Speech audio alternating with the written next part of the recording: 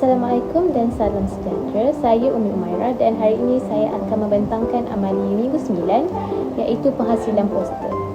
Poster yang saya hasilkan bertajuk Pendidikan Digital Masa Depan Pembelajaran. Poster ini dihasilkan bagi menunjukkan bagaimana teknologi digital memainkan peranan penting dalam perkembangan sistem pendidikan pada masa kini. Idea penghasilan poster ini diinspirasikan dari perkembangan dunia digital yang semakin mempengaruhi cara pelajar belajar, mencari maklumat dan berinteraksi dalam proses pembelajaran. Dari segi visual, poster ini menampilkan ilustrasi seorang pelajar yang sedang menggunakan perangkat digital seperti telefon pintar serta dikelilingi oleh pelbagai ikon aplikasi teknologi.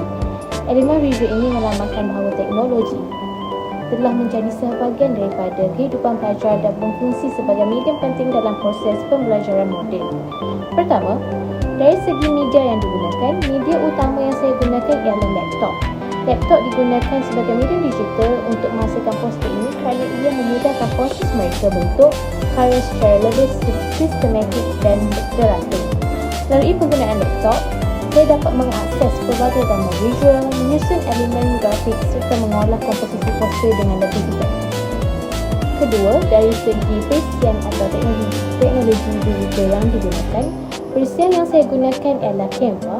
Canva merupakan platform reka bentuk grafik digital yang menyediakan pelbagai elemen reka bentuk seperti ilustrasi, ikon, tipografi dan pilihan warna yang pelbagai.